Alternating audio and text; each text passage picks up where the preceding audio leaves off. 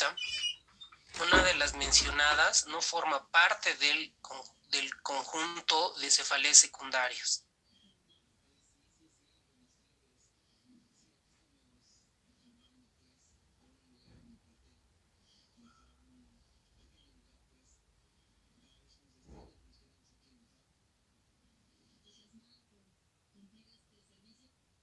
Permítame un momentito, creo que esta presentación. Recording stopped. Permítame un momentito, por favor.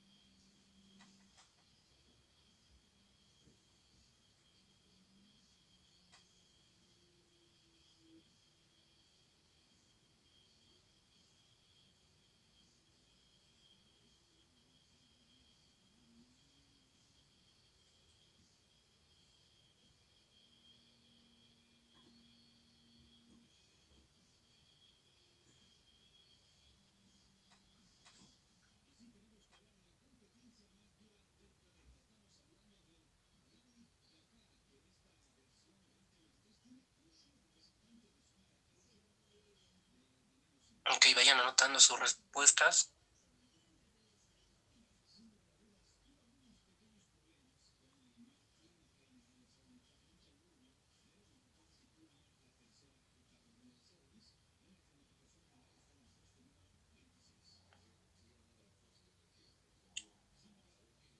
Pueden ir contestando en el chat.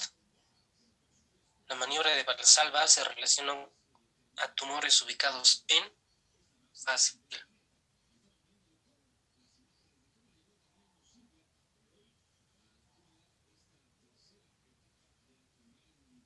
Excelente, muy bien.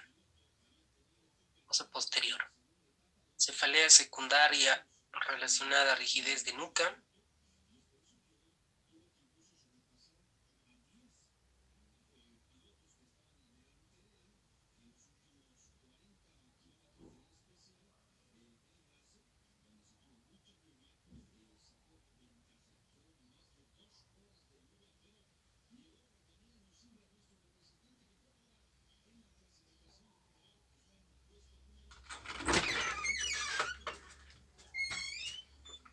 Muy bien.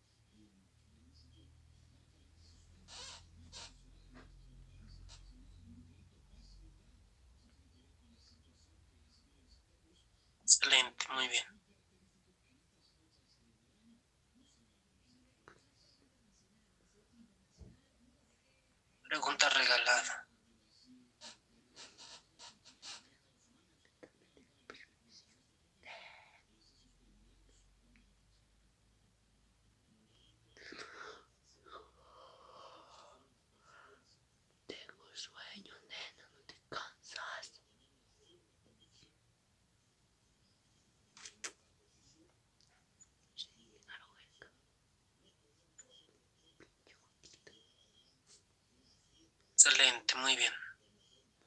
Excelente.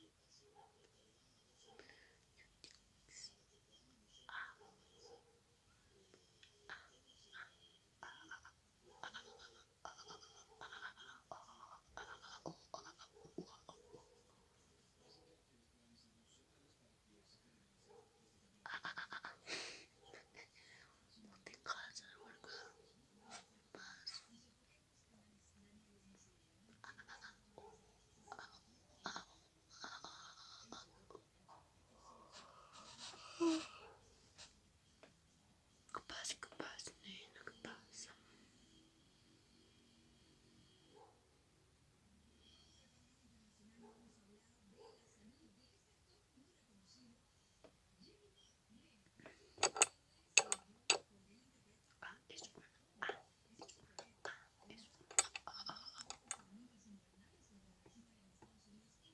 Muy bien.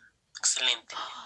La cafeína por disminución del líquido cefalorraquídeo. Esto es clásico en los pacientes, por ejemplo, se les realiza la punción lumbar, se extrae el líquido cefalorraquídeo, presentan mayor cefalea, o los pacientes, por ejemplo, que se someten a anestesia neuraxial, ¿verdad? A anestesia raquídea. Entonces sale un poco de líquido cefalorraquídeo, continúa con cefalea postpunción lumbar, y uno de los tratamientos es la cafeína diluida de forma endovenosa.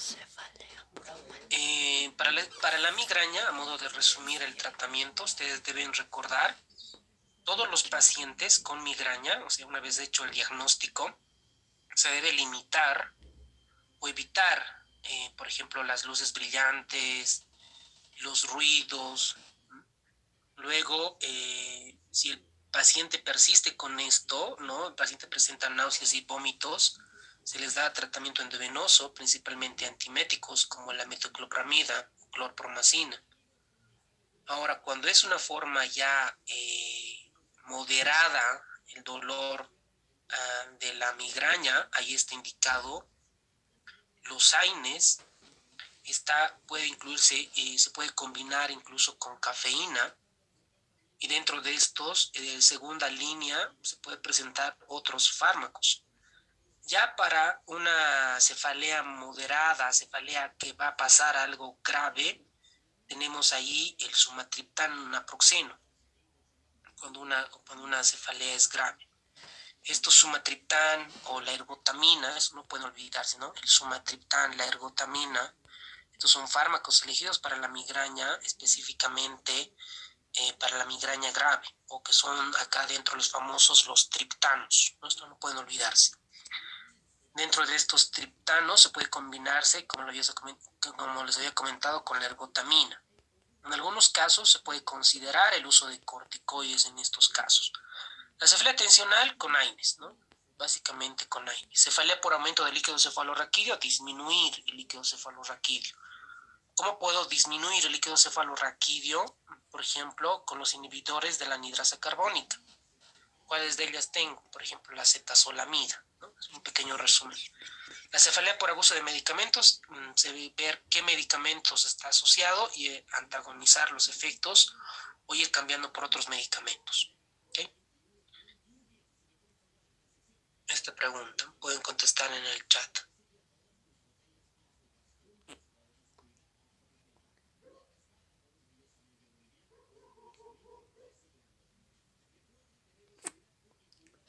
Eso ya no sé. Ya no sé por qué no estudio medicina.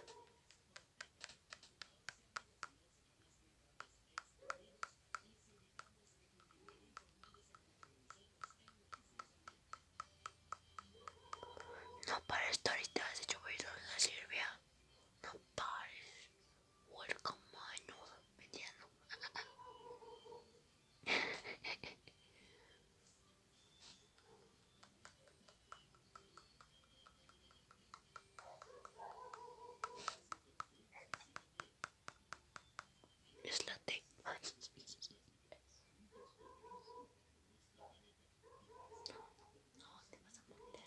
Entonces, con la previa explicación, sabemos que es el inciso D.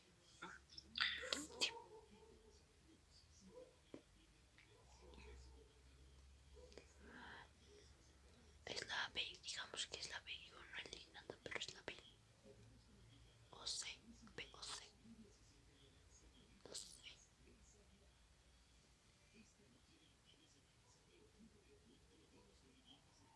La C es C, C, C, C, C, C, C, C.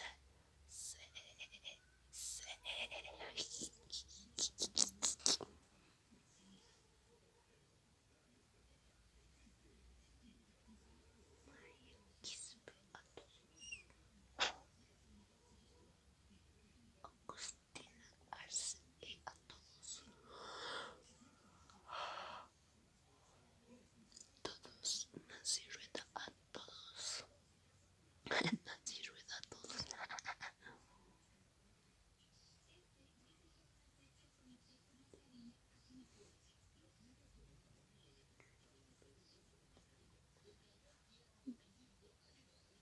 Bueno, vamos con epilepsia. Ay, no puedes. Recording in progress. Bueno, básicamente en epilepsia debemos recordar qué es una convulsión, qué es una epilepsia. La convulsión no es nada más, puede ser una convulsión tipo movimiento tónico-clónico, ¿okay? O puede ser una crisis de ausencia. Normalmente no necesariamente tiene que tener el paciente movimientos tónico-clónicos. Puede tener una crisis de ausencia, un estatus o epiléptico no convulsivo. Entonces, una convulsión no nos hace diagnóstico de epilepsia, ¿no? Ustedes claramente lo saben. Y una convulsión puede ser por trastornos metabólicos. Por ejemplo, es clásico ver que un paciente por hipoglucemia tenga una convulsión. O el paciente que tiene un sodio de 113 o un sodio de 160, el paciente convulsione. Un paciente que puede convulsionar, también los pacientes con stroke, encefalitis, lesión cerebral aguda. La prevalencia, miren, de 5 a 10. Mientras que la epilepsia, miren este concepto, al menos 2 episodios convulsivos no provocados que ocurren con más de 24 horas de diferencia. Y ahí tengo el criterio clínico para hacer epilepsia. La incidencia es mucho menor, de 0,3 a 0,5%. La crisis epiléptica es un fenómeno paroxístico originado por un grupo de neuronas. Y esta crisis epiléptica puede tener diferentes manifestaciones, diferentes formas de verlo, de que nosotros cómo lo vamos a ver. Por ejemplo, si nosotros tenemos acá el homúnculo motor, ¿no? Que tenemos el homúnculo motor, el homúnculo sensitivo, la parte parietal, ¿no? Que está occipital y bla, bla, bla. Entonces, acá nosotros en el homúnculo motor tenemos, ¿no? Donde están los ojos, los dedos, ¿no? Han debido ver en algún momento.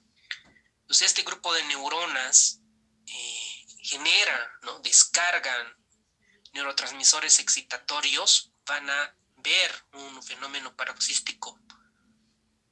El síndrome epiléptico es que aparte de tener el paciente epilepsia, tiene otros síntomas y signos exclusivos, ¿no? Es decir, que no se compara o que no se ve en una epilepsia que normalmente frecuente vemos. Estas pueden tener algún trastorno, algo subyacente, por ejemplo, una asfixia periparto, por ejemplo, ¿no? Entonces está asociado a algo. Ahora, el estatus epiléptico es cuando el paciente tiene una crisis y dura más de 5 minutos. Esto es una definición operativa, ¿no?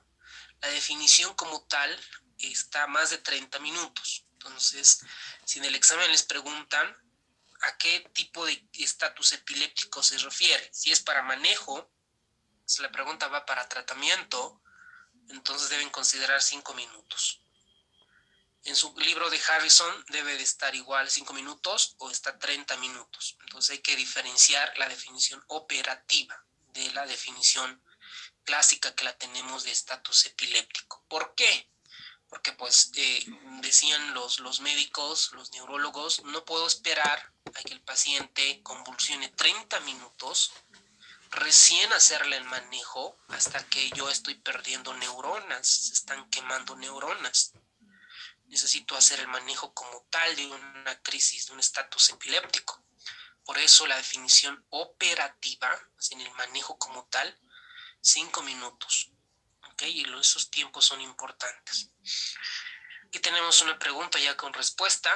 Vean acá, la epilepsia es cuando existen episodios convulsivos repetitivos debido a un proceso subyacente. Esto más se acerca, ¿no?, a unos síndromes epileptiformes, ¿verdad? La convulsión es un trastorno nervioso que precede a la epilepsia. No siempre, no siempre.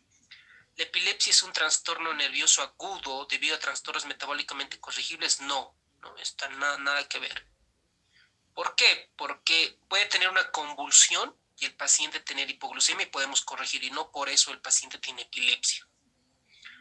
Las convulsiones no tienen nada que ver con la epilepsia, ¿no? Sí, en algún momento sí, ¿no? O sea, las convulsiones y la epilepsia son lo mismo, nada que ver. Entonces, la única que se acerca, ¿verdad?, es que la epilepsia, cuando existen episodios convulsivos repetitivos, puede ser un proceso subyacente, pero esto más apunta a un síndrome epileptiforme. A ver, veamos con esta pregunta. Una de estas no es característica de las convulsiones focales, ¿no? Hay convulsiones generalizadas, focales, y hay convulsiones de focales, se convierten a generalizadas. Hay diferentes clasificaciones, pero simplemente tomar en cuenta la que está en su texto. Entonces acá nos refiere a las crisis focales se originan a partir de una red neuronal, ya sea localizada y circunscrita del hemisferio cerebral. ¿Ok? El periodo interictal en un electroencefalograma puede estar normal o presente ondas agudas. ¿Okay? La marcha jacksoniana desde gran parte de la extremidad hasta los dedos. Esta nada que ver, ¿no? Es la que menos se acerca. La parálisis de Todd es una paresia focal después de una convulsión. Excelente, ¿no? Esta definición es importante para el examen de la residencia. Un paciente que convulsiona focalmente, no digamos solo el brazo, entonces en algún momento se queda paralítico, ¿no? No puede mover. Eso se denomina la parálisis de Todd.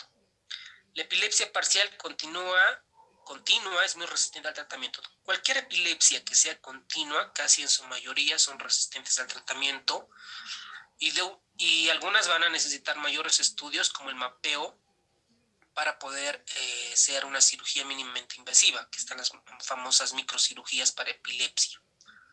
¿Okay? Seguramente luego nos van a mostrar la respuesta. Acá lo que más nos acerca es el inciso C, ¿no? Porque esto no es desde la gran parte, es desde lo más pequeño hasta, desde la parte distal a la parte proximal. A ver, ustedes pueden responder en el chat. Las convulsiones focales a convulsiones generalizadas inicialmente comienzan en... Bonita pregunta.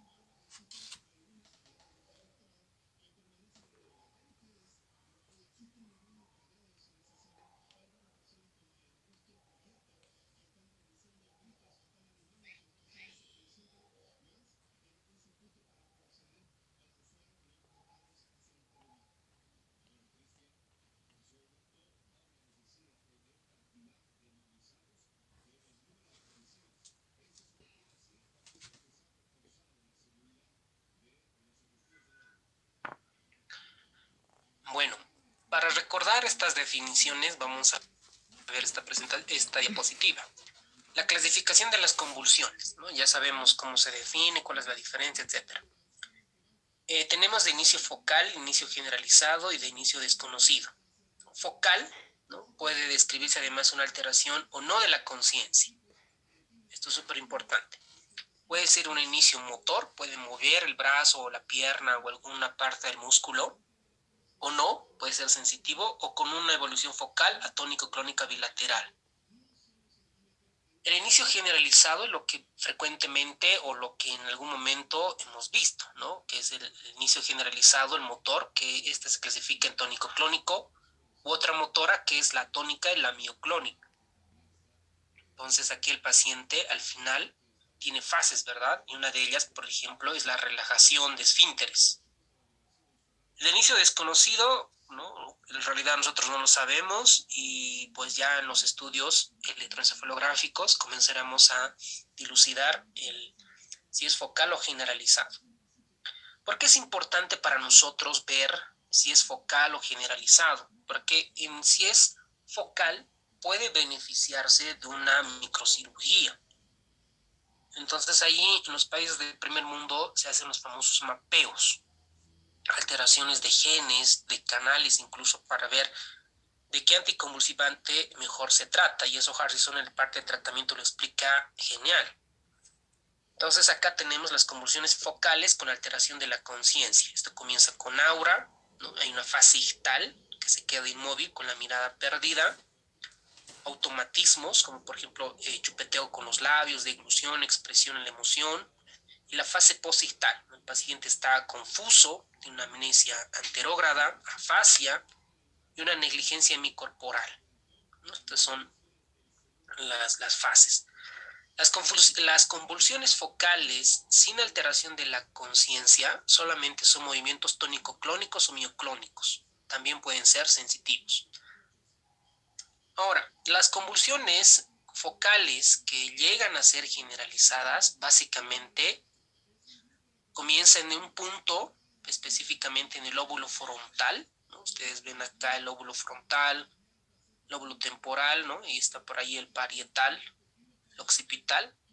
Entonces, ¿por qué? No todo tiene lógica, porque aquí se encuentra el homúnculo motor, ¿no? Todo lo que está en el lóbulo frontal.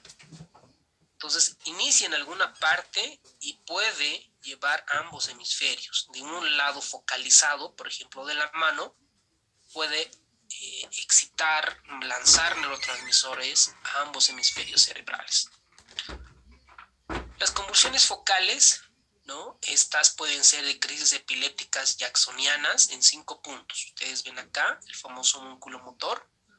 Esto es esta parte, ¿no? Este es el lóbulo frontal y hay un pedacito, todas las áreas, todos los anatomistas fisiólogos recuerdan todas las áreas de Brodmann, todo es el homúnculo motor, ¿no? Y acá tenemos el homúnculo sensitivo, ¿no? También aquí el paciente puede tener una liberación de neurotransmisores y generar convulsiones sensitivas. Entonces, estas crisis epilépticas focales es en algún punto de esto, ¿no? Ya sea motor sensitivo o alguna otra parte. Esto involucra una zona muy delimitada de la corteza cerebral. Se manifiesta con pequeñas contracciones musculares desde los dedos hasta que involucra toda la extremidad. Por ejemplo, imaginémonos acá, hay un grupo de neuronas que comienza con la mano y llega hasta el brazo. No hay pérdida de la conciencia en las convulsiones focales y a veces existe la parálisis de todo, que ya comentamos. Entonces acá es el inciso C, como habíamos comentado previamente. El lóbulo frontal, ahí comienzan las convulsiones, de ahí se dispara a ambos hemisferios. Y otro tipo de convulsión son las famosas ausencias típicas y atípicas. Pueden ir contestando esta pregunta para ir repasando a qué se refieren con ausencias típicas y atípicas. 30 segundos.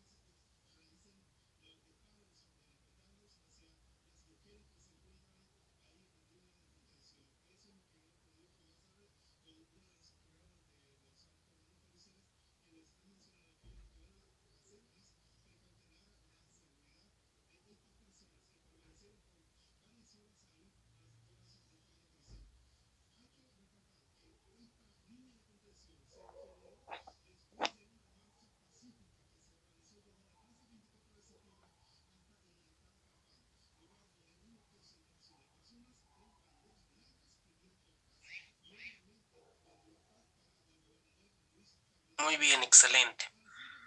Entonces, dentro de las convulsiones generalizadas, vamos a tener las convulsiones ausencias típicas, las ausencias atípicas, las convulsiones tónico-clónicas, que ya normalmente ustedes los repasan a profundidad, las convulsiones atónicas y las convulsiones mioclónicas.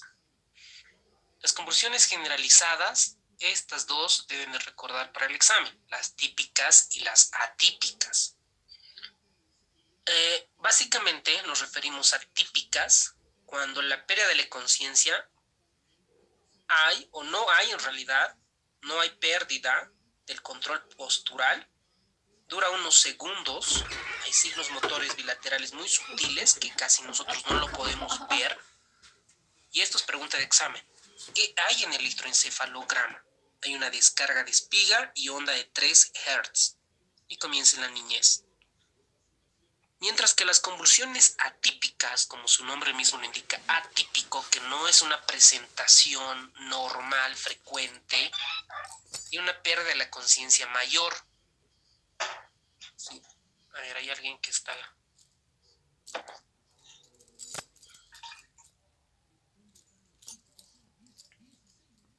Hay signos motores más presentes, es decir, hay manifestación clínica importante. El electroencefalograma hay onda espiga y una onda lenta generalizada. Este es el diferenciador, ¿no? Es generalizado y con una frecuencia de 2.5. Existen anomalías multifocales y retraso mental. Por lo tanto, si el paciente tiene mayor manifestación, tiene retraso mental, su pronóstico de este paciente es malo, mientras que de las ausencias típicas el pronóstico es bueno.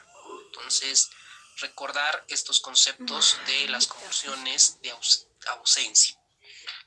Entonces, de la parte típica hay pérdida de la conciencia, pero no hay pérdida del control postural. Está parado, ¿no? Está en bipedestación. Dura unos segundos, no hay confusión posital, hay una descarga espiga en onda de 3 Hz, importante, ¿no? Y los signos motores más palpables, esto es de ausencias atípicas. Y para completar esto, su resumen, su mapa mental, debe de estar que tiene un buen pronóstico. Y ahorita les vamos a ver qué medicamentos, qué anticonvulsivantes está indicado en ausencias típicas y en ausencias atípicas. ¿De qué tipo de convulsión es característica el gruñido o el grito ictal? ¿No? Los pacientes a veces no todos los pacientes que realizan convulsiones tónico-clónicas presentan el grito ictal, ¿no? ¿Cuánto dura aproximadamente la fase tónica de la crisis tónico-clónica? Importante, ¿no? Hay una fase tónica, ¿no? Donde el músculo está muy contraído, ¿no? Y clónico, la fase de relajación. Entonces, aquí nos están preguntando la fase tónica. Entonces ustedes se hacen el esquema, hay una fase tónica y hay una fase clónica. Nos están preguntando cuánto dura esta fase y cuánto normalmente dura esta fase.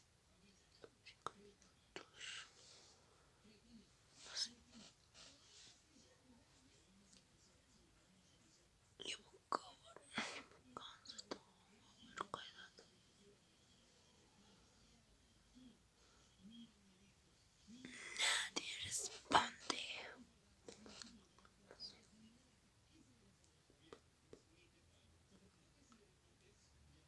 Únete a la fiesta, únete a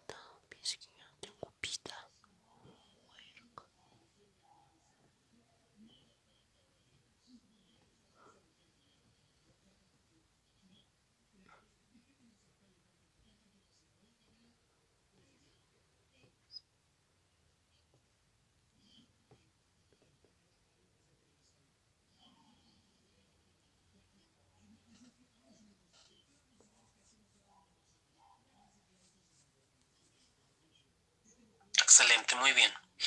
Entonces, en estas crisis convulsivas tonicoclónicas, el 10% de las personas en algún momento van a tener, y de estas, el 10% van a tener epilepsia. Entonces, de 100 personas que en algún momento han tenido convulsión, 10 personas van a tener epilepsia. Tenemos la fase inicial de la convulsión, que hay una contracción de los músculos de todo el cuerpo, que esta es la fase tónica, ¿no? La fase tónica. Y en las contracciones de la laringe produce el famoso grito ictal. Y la contracción de los músculos mandibulares hace que se muerdan sus labios, sus lenguas y el paciente pueda sangrar. Por eso en primeros auxilios nos enseñan o hemos repasado, estudiado, que al paciente se le pone un pañuelo o algo para que no se pueda morder, ¿no? La fase tónica. Entonces, dentro de esta, 10 a 20 segundos va a ser la fase tónica, donde aumento de la contracción de los músculos. Luego viene la fase clónica, donde existe la relajación de los músculos. Entonces, ¿cómo lo vamos a ver el paciente? Por ejemplo, el paciente puede ser que haya soltado diuresis, ¿no? Todo su pantalón o su falda o su buzo esté con conexión. Incluso puede defecar el paciente. Por eso es importante en estos pacientes cuidar la vía aérea, ¿no? Lo ideal es poner en decúbito lateral, derecho o izquierdo y levantar con un brazo. Si ustedes le ponen en decúbito dorsal, obviamente la lengua, ¿no? Como está en fase relajada, no tiene tono muscular, no tiene fuerza, va a obstruir la vía aérea. Entonces puede fallecer por un paro respiratorio. Entonces, por eso es importante acá ver, ¿no? Valorar la vía aérea, tomar signos vitales. Y el paciente pues, puede relajar esfínteres. Entonces, el grito ictal, tónico clónico, de 10 a 20 segundos. Y de las crisis, dice una de estas, no es una característica de la crisis focal motora. Entonces, ya nos están hablando del homúnculo motor. Vamos a ver acá que presenta presencia de la marcha jacksoniana, ¿no? Recuerden que al principio vimos esto. Puede presentar la parálisis de Todd, puede presentar una epilepsia parcial continua y el signo de la rueda dentada, ¿no? El signo de la rueda dentada no está presente en las crisis focales motoras. ¿En qué enfermedad está presente el signo de la rueda dentada, doctores? ¿En qué enfermedad neurológica? Parkinson. Eso, doctora, ¿no? En síndromes extrapiramidales, ¿no? Ustedes recuerden que tenemos el homúnculo, el lóbulo frontal, el homúnculo motor, el homúnculo sensitivo, y de aquí parte el sistema piramidal, ¿no ve? De las neuronas. El sistema piramidal estoy de un costado, ¿no? Tendría que ser desde un corte en el otro lado, entonces parte y se decusa, ¿no? Ese es el sistema piramidal. Un paciente que tiene ictus va a presentar hemiplegia, hemiparesia, todo lo que es hemi, ¿no ve? Este lado. Esos son sistemas piramidales, ¿no? El sistema extrapiramidal son los ganglios basales, ¿no? ¿Cuáles son los ganglios basales, señores?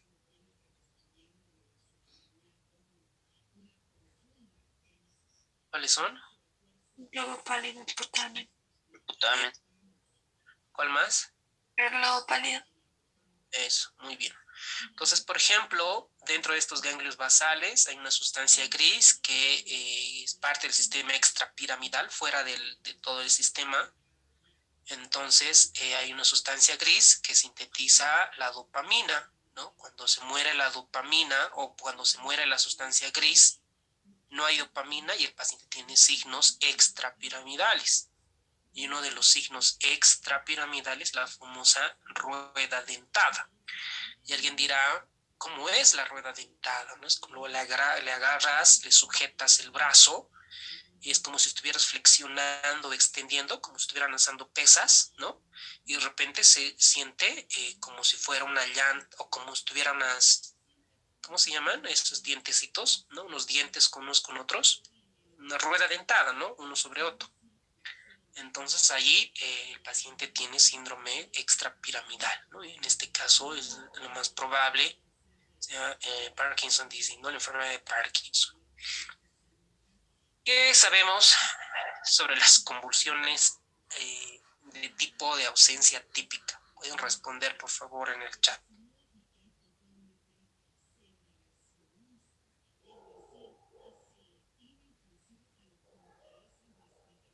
Sí.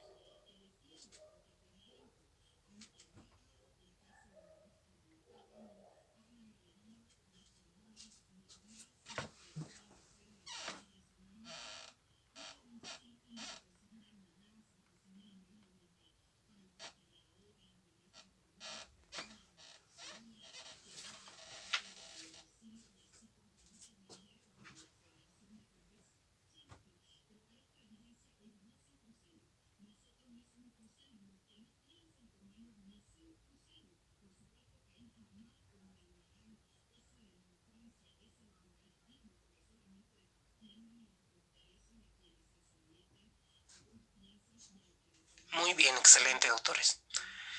Entonces, dentro de las ausencias atípicas, ¿no?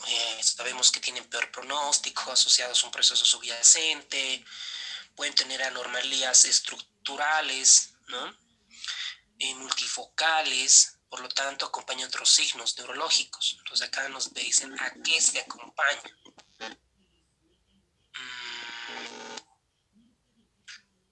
Ok, entonces tenemos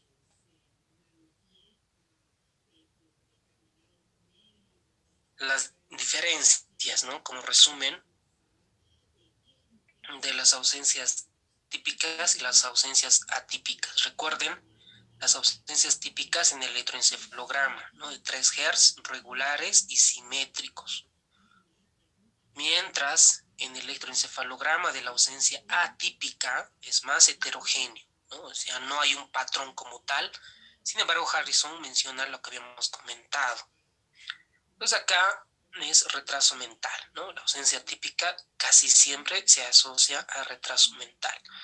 ¿Y por qué será el retraso mental, no? La mayoría de la bibliografía refiere que son complicaciones del parto, ¿no? Principalmente acá, ¿cuál está? La asfixia, ¿no? La hipoxia en el bebé, pues predispone a este tipo de convulsiones, en este caso una crisis de ausencias atípicas. Pregunta para ustedes. Ya vamos a terminar, señores.